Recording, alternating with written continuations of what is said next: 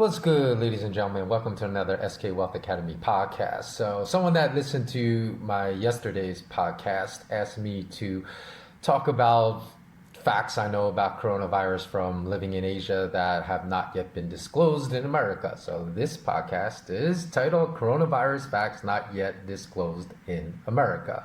Now, the professional sports leagues are still making so many mistakes when handling the coronavirus outbreak in America, as I discussed briefly in yesterday's video. No, I'm not a doctor. I did study viral transmission methodologies and molecular biology in school, as I majored in neurobiology. So I can read scientific studies and abstracts and understand them, and I can ascertain whether a study's methodology is robust or weak. So to begin, let me tell you, these are some of the NBA mistakes made by the NBA commissioner, the league, or whoever's making these decisions. So the decision to suspend the NBA season indefinitely until they get a better hold on the severity or seriousness of the outbreak in America is 100% correct. So give a big up to the NBA commissioner for doing this, because it's a correct one due to the ease of transmission of the virus. So if you're within a 3 to 4 meter radius of an infected person, and this is the knowledge that's coming out that came out of Asia during the initial stages of when the COVID-19 was spreading like wildfire in China, is that the virus is easily transmitted. Of course, it's airborne, which you already know, and that you would become at high risk of infection yourself if you're within a 3 to 4 meter radius of someone that's infected. So obviously NBA players are always within a 3 to 4 meter radius of other players during the course of a game, though some players that play no D don't get within 3 to 4 meters of another player for half the game when they're playing defense. But the NBA's instructions for players that came in contact with the other two infected Utah Jazz players, they're saying that if you were involved in a game with the Utah Jazz within the last 10 days, and you need to put yourself in self-quarantine and get tested. Now that advice is completely wrong, because it is a fact, not a speculation, it's a fact that the longest asymptomatic period for an infected person was 27 days. So until there's indisputable proof that the asymptomatic incubation period, meaning period of time where you show no symptoms, like apparently happened with Donovan Mitchell, the second infected Utah Jazz player that caught it from Rudy Gobert. He showed no signs at all. And so unless that asymptomatic incubation period is proven to be different for Asians than it is with whites, blacks, and Latinos and any other race, and anyone that came in contact with the Utah Jazz players within 27 days of a symptomatic Rudy Gobert should place themselves in self-quarantine. So I don't know when Gobert started showing symptoms, but if it was, say, 7 days ago, then you have to add 27 days up until that 7-day period. So that would equal 34 days. So anyone that came in contact with in the past 34 days, not 10 days, should be tested and place themselves in self-quarantine. Plus the methodology of transmission, had scientists study the transmission rate at ground zero, stating that at a minimum, there was one infected person that was not quarantined, that was still going about their lives on a daily, regular basis, would infect 2 other people. Now, this isn't even considering like that one person that's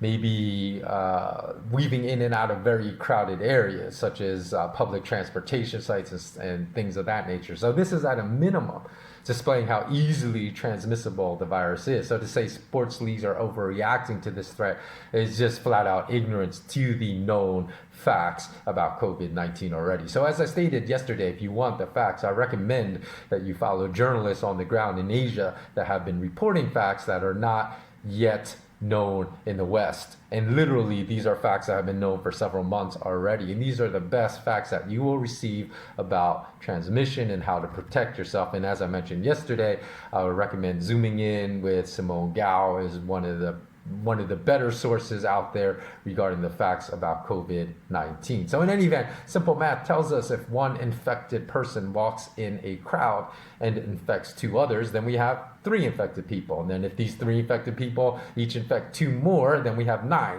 And from here, 9 grows to 27, 27 grows to 81, 81 grows to 243. And once we reach 1,000 at this transmission rate, 1,000 becomes 3,000, 3,000 becomes 9,000, 9,000 becomes 27,000, and so on. Thus, even the fastest rates of infection that have been reported in Asia, and of course those exponential rates of infection are all without quarantine measures. So once quarantine measures are taken, and apropos quarantine measures are taken, then the rate of infection will no longer be exponential and may, ratchet down to become linear at that time.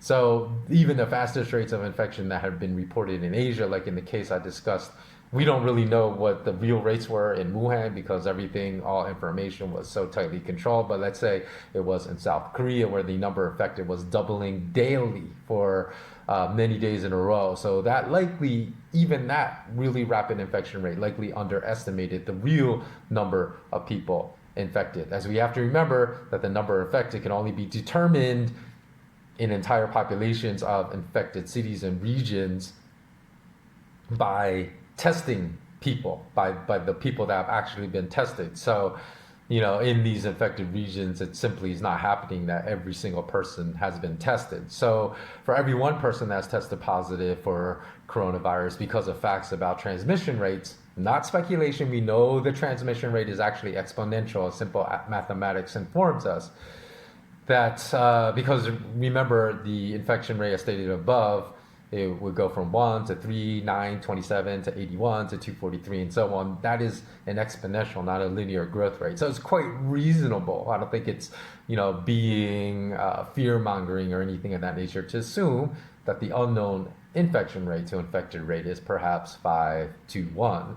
And these are people that were infected, had mild symptoms, likely just thought they had the flu and then fully recovered. So according to the latest statistics, there have been 131,267 infected, 4,940 people have died, and 68,529 have recovered. So if we assume, which again I think is a reasonable assumption, that there are 5 infected people that have not been tested for everyone that has tested positive, then this means the real rate of global infection is probably 6 times the reported number, and not 131,267, but 789,762, or closer to 790,000, just rounding that number up.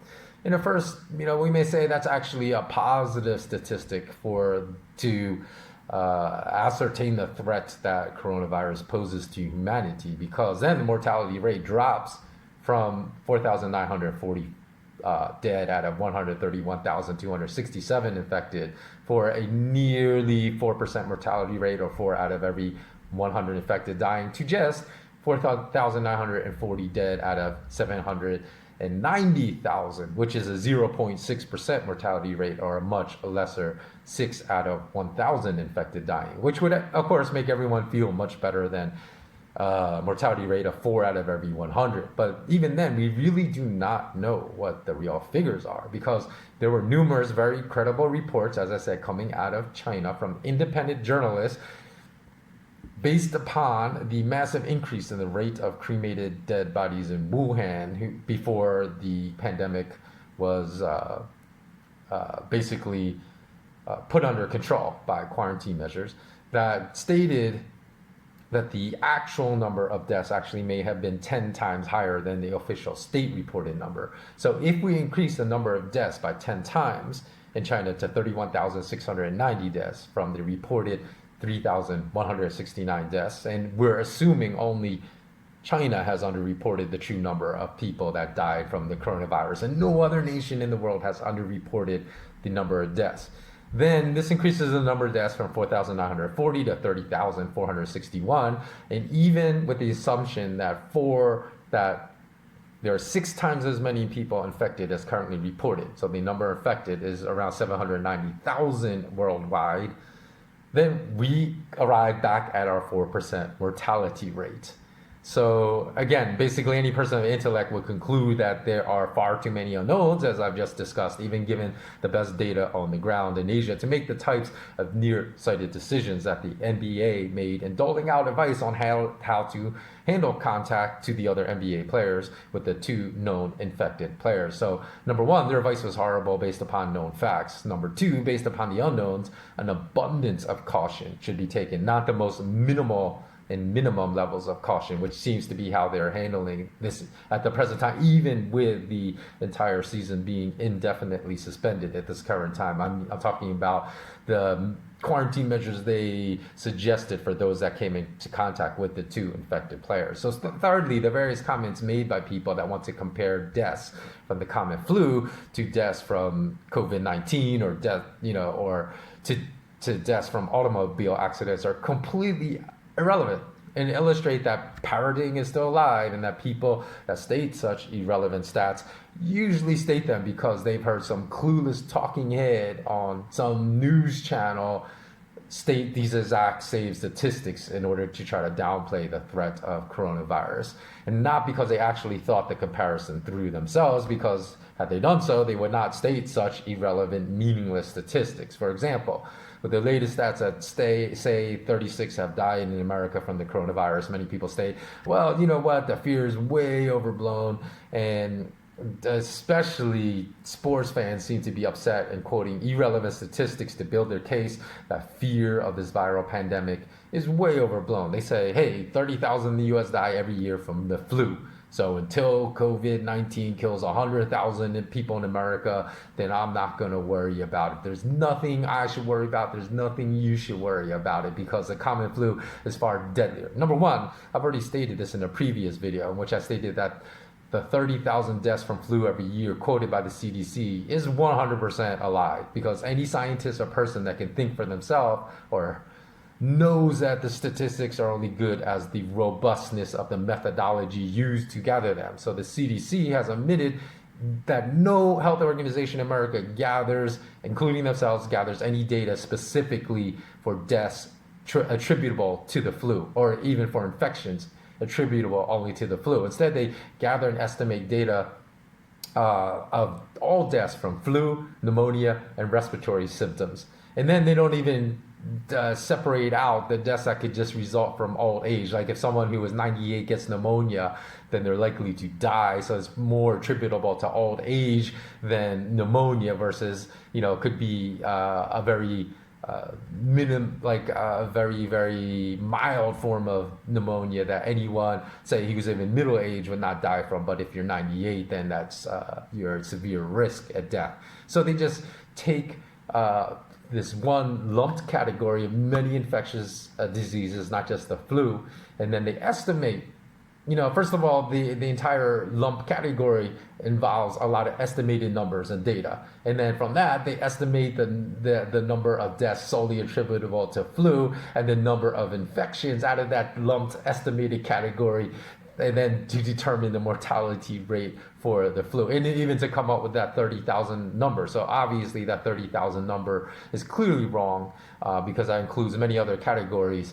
And so it would be almost like saying that, the way we're going to measure murders in this nation now is also to lump it together with deaths from drug overdoses. And so 1 year in the nation, the number of murders was 5,000. And then the next year, it rises to 210,000 because there was just the same 5,000 deaths from homicide, but an additional 205,000 deaths from drug overdoses was lumped in. Now you say, oh, look, we have a real problem with homicidal maniacs in this country because the murder rate went up from 5,000 per year to 210,000 per year. Due to this crazy increase in reported homicides, we're going to place the entire nation under martial law. No one is allowed to leave their home after dusk except for medical emergencies. Now, how ridiculous would that be? It's just as ridiculous as quoting that 30,000 people die every year from the flu in America. So finally, we have to consider the mortality rate and the ease of transmission. So number one, I said it's already been proven COVID-19 to transmit more easily than the common flu. So check check right now for it's more dangerous. And then two, as I've stated, we have no idea what the real mortality rate is, but for now it's being reported at a shade under 4%. It might be 8%, it might be 2%. We don't know. That's the most intelligent thing anyone could say is we don't know.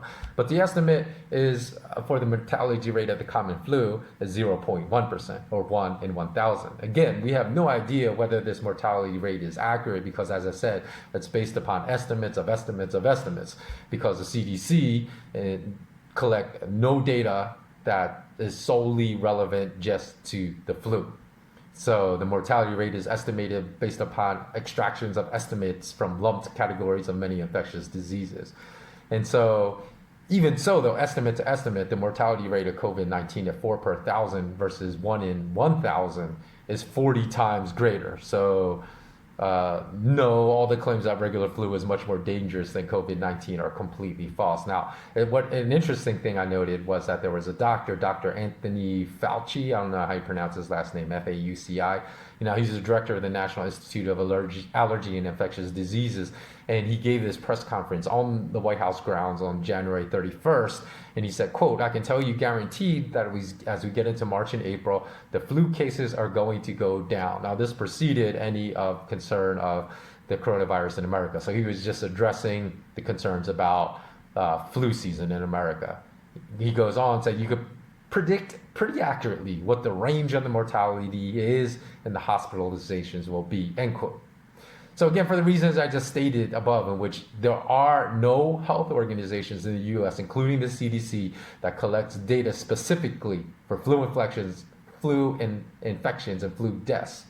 I don't know how he can make that comment because he's either 100% lying or just someone with very low intellect to make that statement. So how can you make a statement say we can accurately assess how many people in America are going to get flu infections this year when there's no data that has collected any year within the past several decades specifically for flu infection? So everything's just based upon estimates of estimates of estimates. So this is why I say the most important person in any crisis to rely on is the person that looks back at you from the mirror every day. We all have brains and we should use them to think for ourselves and stop listening to these people. I don't care if they have a medical degree. If they can't critically think, then medical school doesn't necessarily promote critical thinking skill development, then we should rely on ourselves. Now, I want to just go over, because normally I said I will address comments made on my YouTube videos that are made within 12 hours of posting, but I failed to do that with the past two. So let me just address, because there was a Mr. John Cook that said on one of these videos I made, in which everything I said is basically consistent in that video with this one right now that you're listening to. But he said, "I'm sorry, but there's no way to say it politely. Your argument is totally bogus. First, what you should be pointing out is the idiocy of comparing the deaths caused by a natural unknown threat with the numbers of, reported by unknown, highly contagious viral pandemic like coronavirus." And I don't actually know why he made that comment. So if you're listening to this one, Mr. Cook, everything I said in that video was consistent with your comments, because maybe you didn't listen to that video fully, or you didn't listen to other videos that I posted prior to that, but there's no disagreement between me and you. So really don't know what to say about that. And then there's a second comment on the most recent video I put from Papa WX3 saying, "You can call me a conspiracy nutcase if you like, I don't care. I believe this virus was engineered and released intentionally." And he basically goes on to say that his belief is that it was released by the Chinese government. And I understand, because I've heard those conspiracy theories, so I understand where they come from, or those theories, those speculations, right? Because no one really knows if it was a bioengineered viral weapon or not. But the theory comes from the fact that there was a BLS, Biolevel Safety 4 lab, which basically is believed to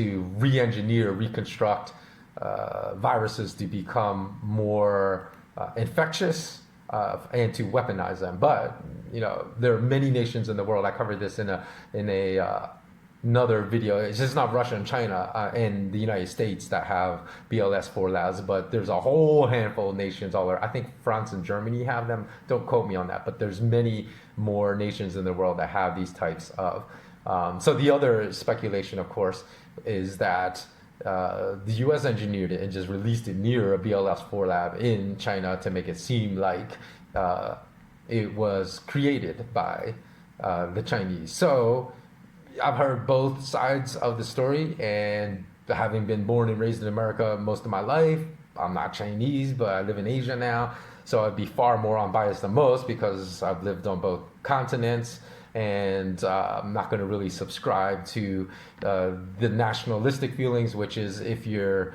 American, you think the Chinese did it. If you subscribe to this bioengineered weaponized virus theory, and if you're Chinese, you think America did it.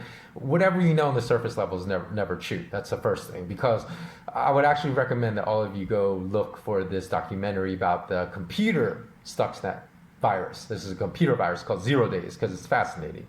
Because in the beginning, I was still living in America at this time when the Stuxnet virus, computer virus, went viral and spread all across the world, including affecting some of the operating systems that controlled vital infrastructure in America. And there are all these news articles, which probably Google has now censored from its search engine algorithm, that where American media was claiming that Iran had constructed the Stuxnet virus that was putting the whole world at risk now. It was Iran. But the documentary then said that it was an American company, Symantec, that discovered that the virus was developed by U.S. intelligence agencies, most likely the CIA, NSA, and Israeli Mossad's intelligence agency, to attack Iran, because they found out that the interesting thing about the Stuxnet computer virus is the first virus that actually manifested in the physical world and directly affected operational facilities, because the whole point of that virus, it targeted the uranium enrichment program of Iran. So after that it was determined what the purpose of the Stuxnet virus was, then the whole narrative that was being spread in the Western media that Iran had invented the Stuxnet virus fell apart, of course, because they're not going to invent a virus to attack themselves. That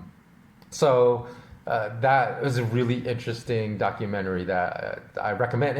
And furthermore, if you watch that documentary, you'll find out about this greater threat than even Stuxnet called Nitro Zeus. And that's what people should be more worried about than even the coronavirus, because Nitro Zeus, those types of computer virus programs, because they can manifest in the operational world, can cripple entire nations and entire regions, entire like eastern seaboards and western seaboards and critical infrastructure in nations. So that could create many more deaths than the coronavirus.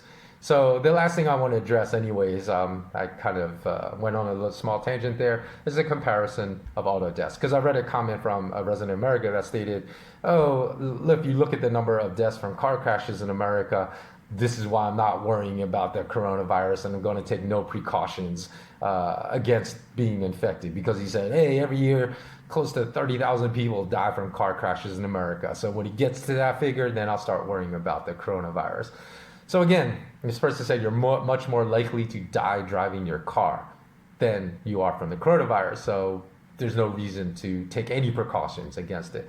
Well, first of all, I don't know how you can compare deaths from car accidents to deaths from a viral infection, as they're two completely unrelated topics. It'd be like stating Pele was never a good football player, because if you look at how many points he ended his career with versus Michael Jordan, who ended his career with over 32,000 points, or 27 times the approximate 1,200 goals scored by Pele, then that must mean Michael Jordan was a far superior athlete than Pele.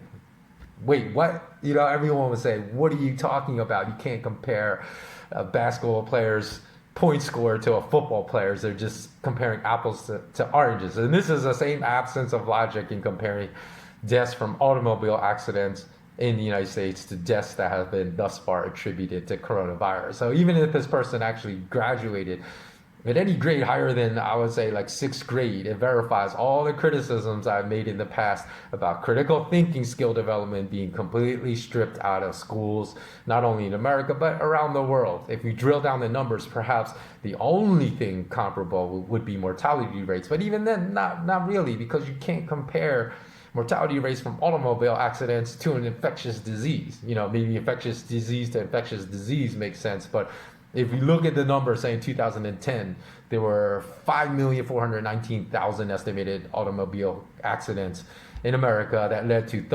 roughly 33,000 deaths. So that was roughly a 0.6% mortality rate, or 6 per 1,000. But even now, given the reported data, there's 36 coronavirus deaths out of 1,261 infections. So that's about a 3% mortality rate. So 3 out of 100 is much worse than 6 per 1,000. So even though, like I said, it's comparing apples to oranges, you really can't make that comparison. Still, how would that person say that there's much more danger from driving your car than to being infected by coronavirus? Because the mortality rate from coronavirus right now, even with all the estimates, are much, much higher than the mortality rate from being in a car accident. Okay, so I was going to move on to gold and silver, and what is going on with gold and silver prices right now, because there are reasons why it got pushed down so heavily, and what I think is going to happen in the immediate future. But this video is getting a little bit long, so I'm going to slice it up. I'm going to make that in a separate one, so please come back. Please subscribe. You have to hit the notification bell so you are notified when I release that video.